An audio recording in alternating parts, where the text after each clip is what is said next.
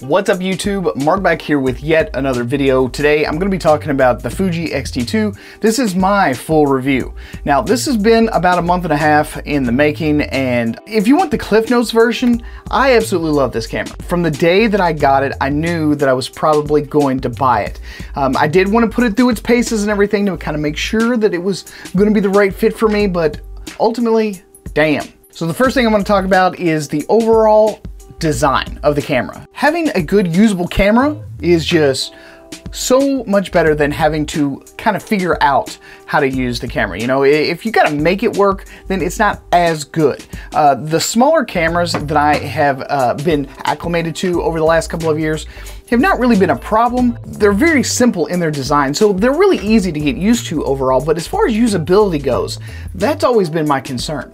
With the Fuji X-T2, with all of the styling choices that Fuji has made for this camera, it's very classical SLR. I am a huge fan of like the old Nikon, Nichromat, the F and the E series cameras, so this camera just fit the bill for me. So that brings me to the external controls. I love the manual controls on this camera. Just having all the knobs, wheels, buttons and stuff, it just makes it so convenient to easily and quickly adjust your settings, aperture rings on the lenses, having the ISO, the shutter speed, and the exposure compensation all readily right there, having plenty of function buttons on the camera. Oh, it's so much better than having to dig through a menu. So having said that, this camera, as far as I'm concerned, is probably one of the most usable cameras that I have ever personally used, and I think that for those of you that enjoy a lot of external controls so that you can get to them really quick, if simplicity is not overly your thing, because it does kind of complicate the design as far as its looks, but damn, I really love it.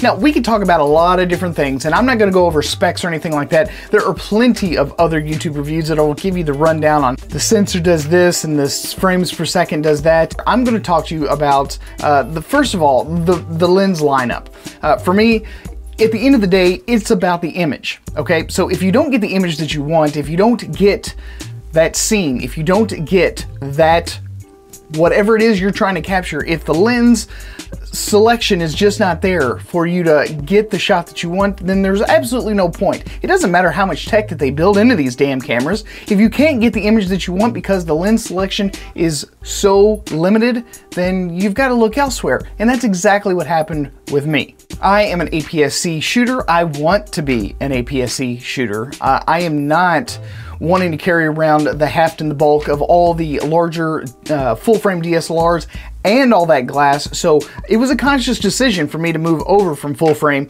to APS-C.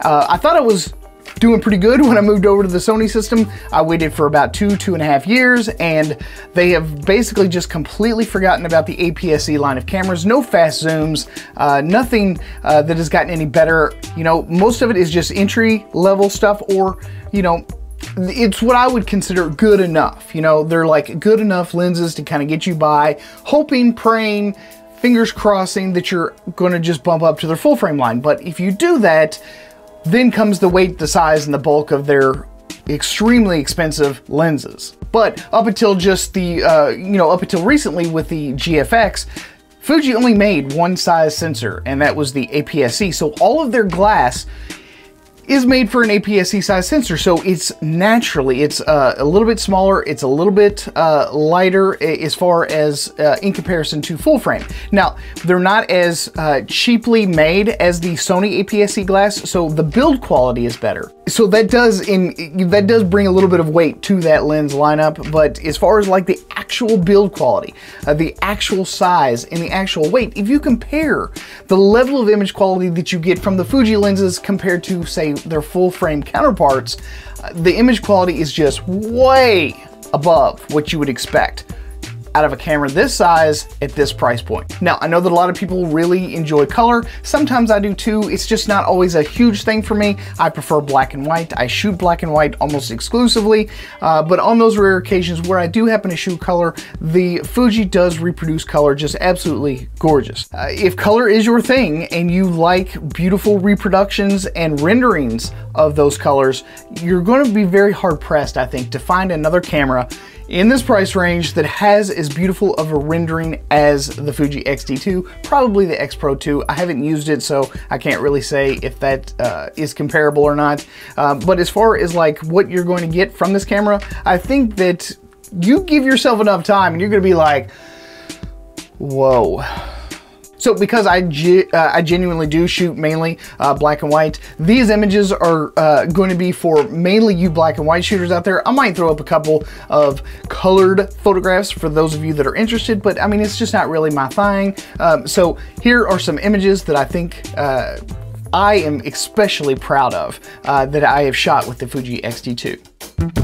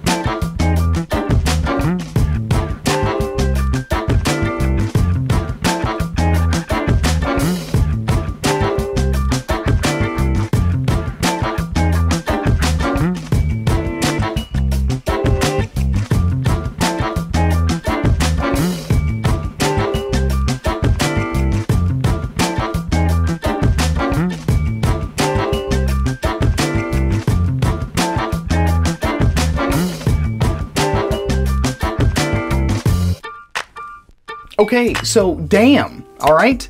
These images, for me, are probably some of the best ones that I've ever gotten. I'm not going to necessarily attribute it to any one thing.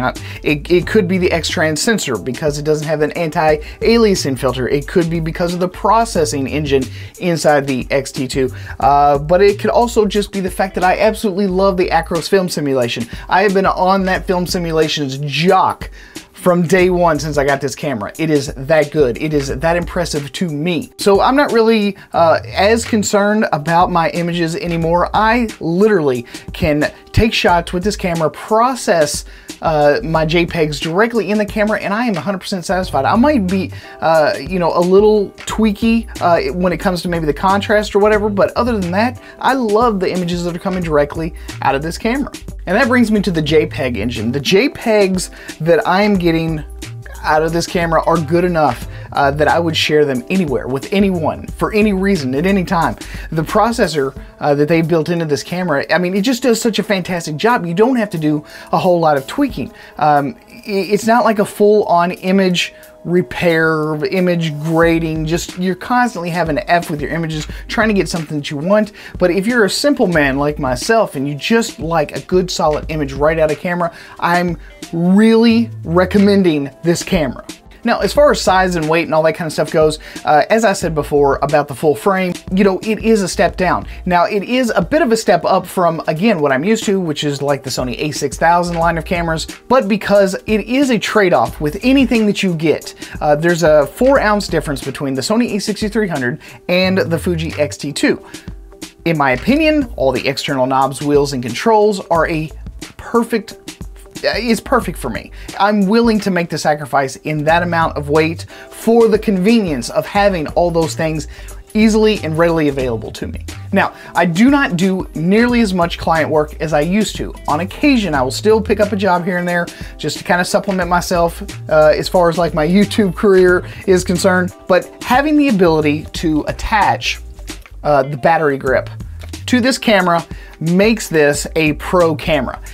Dual card slots with 3 batteries, no dummy battery. You don't have to pop out the battery inside the camera and pop in some sort of dummy battery and take a door off and all that other kind of crazy shit. You actually have a fantastic setup with 3 full batteries. You can shoot quite literally all day. And the process of not having to constantly swap out your batteries, which was an issue, it's not that big of an issue. I never made a huge issue about that with my Sony cameras, but just not having to do it anymore, I mean, it's a world of difference. It's not that it's necessarily good or bad, it's just different. And for me, when I want to go shoot all day and I don't want to carry extra loose batteries around in my pocket, just being able to pop this thing on and knowing that I have all day shooting capabilities is boom, it's worth it to me. Some people may not necessarily like the $300 price tag, but you know, it is what it is. You pay for convenience, you pay for upgrades, you pay for features, and you're not always going to get them at dirt cheap prices. I have slowly but surely come to realize that you do in fact get what you pay for. If you want higher quality, if you want higher functionality, if you want a larger, deeper, better feature set, you are going to have to pay for it. And yes, I do realize that the lenses are a bit more expensive as far as APS-C lenses go on the Fuji system, but there is almost no comparing the Fuji lenses with the APS-C Sony lenses. It might get a little bit hairier when you get up into Sony's full frame, not so much on their APS-C line of lenses. So for me, wanting to shoot APS-C, it was a very clear-cut choice once I finally got this camera in my hands and tested it out. And I gotta be honest, that was with only using the kit lens. It convinced me. So, you know, there's that. Now, the Fuji X-T2 is not without its issues for me.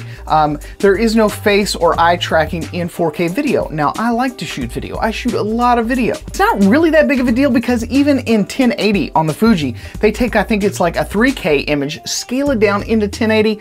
So even the 1080 image is really, really sharp. Now, I don't know what the conversion is over into 720 because when I do use the phone app, I can only record in 720p, which kind of sucks, I guess, but I had done a couple of videos where I did use the phone app and I didn't even realize that it was 720p. I threw it into my editor and didn't even notice. The image was that sharp, it was that usable that I just really didn't even care. So for some people, that's probably gonna be a really big deal. For other people, it's probably not. For me, I thought it was gonna be more of a big deal, but it ended up turning out to be really, really good. So even in 1080p, I feel like I'm getting enough definition, enough sharpness because of that downsampled image from 3K into 1080p that, you know, I'm not all that concerned about it. So if I'm just doing talking head videos like this or whatever, even the 720p is perfectly usable. Otherwise, I'm gonna be behind the camera and I'm gonna be able to shoot in 4K video with, you know, all of its benefits, all of its, you know, panning and zooming features and all that kind of stuff. But I would really like to see Fuji upgrade and throw in the face and eye autofocus tracking in 4K video. With the Sony cameras, that has just been a really big sticking point for me, and I really enjoy the face tracking on the Sony camera. So that's the reason I just can't quite let that one go. But if face or eye tracking is not a concern for you, the autofocus on the Fuji X-T2 is fast. I mean, it is blazingly fast.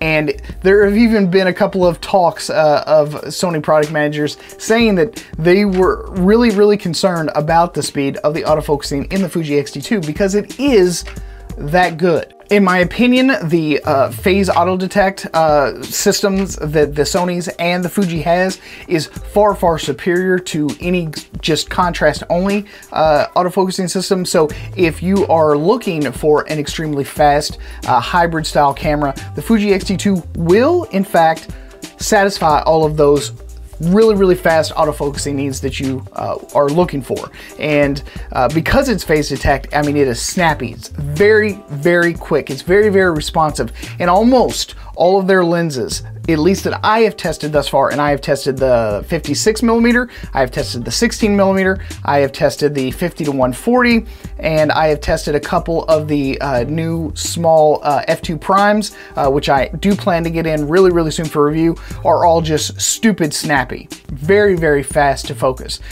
So if that is a concern, fear no more. So in conclusion, I love this camera. I would recommend it to almost anyone. The only person that I would not recommend it to is someone that is very video heavy. If you are looking at this camera for mainly video, I would say Maybe not.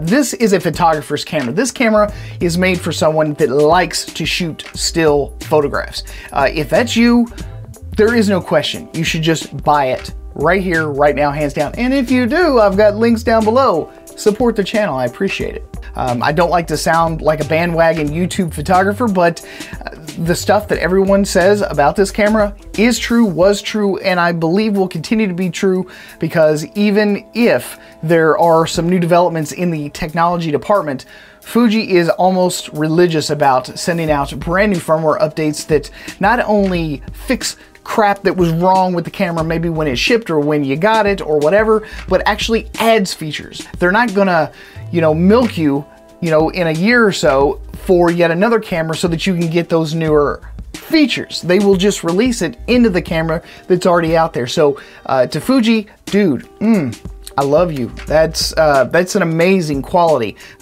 Being able to get basically brand new stuff in your camera every single time they release a firmware update. So without further ado, I'm just gonna say, if you are a still shooter, if you love classic SLR styling, you are going to absolutely love this camera.